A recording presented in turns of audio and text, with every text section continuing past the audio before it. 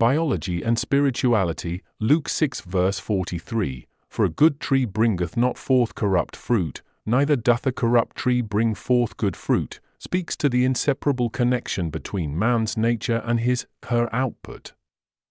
When examined through the lens of consciousness identifying with God, it suggests that a pure, divine consciousness will inevitably produce pure, loving, and beneficial actions.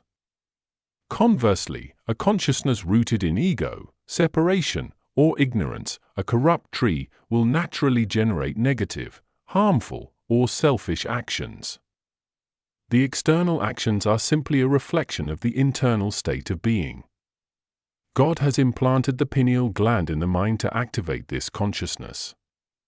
The pineal gland, often referred to as the third eye, has been historically and spiritually associated with higher consciousness and a connection to the divine.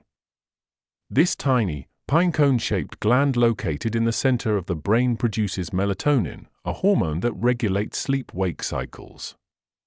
However, its spiritual significance extends beyond this biological function. In many esoteric traditions, the pineal gland is seen as a gateway to higher states of awareness and a spiritual antenna that allows one to perceive truths beyond the physical senses. It's believed that by activating or decalcifying the pineal gland through practices like meditation, fasting, and breath work, an individual can deepen their connection to a universal, divine consciousness. The pineal gland's role can be understood as the biological mechanism that facilitates the good tree of divine consciousness. When this gland is open or active, it's thought to enable the individual's consciousness to identify more fully with God or the divine source. This state of unity naturally leads to actions and thoughts, the fruit, that are in harmony with that divine nature, actions of love, compassion, and wisdom.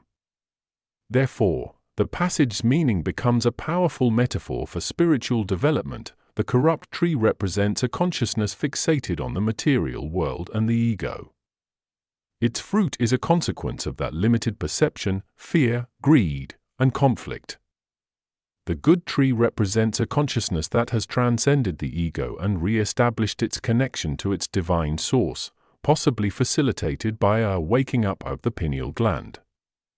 Its fruit is a natural outflow of this state, peace, kindness, and generosity.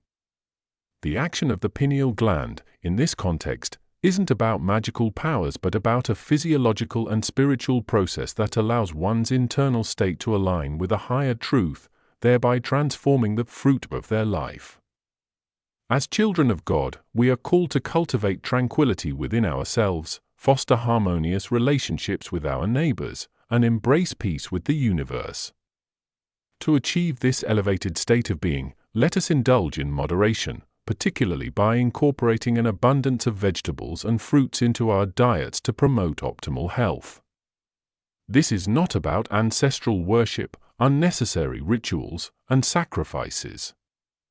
Thanks for listening. Lawrence.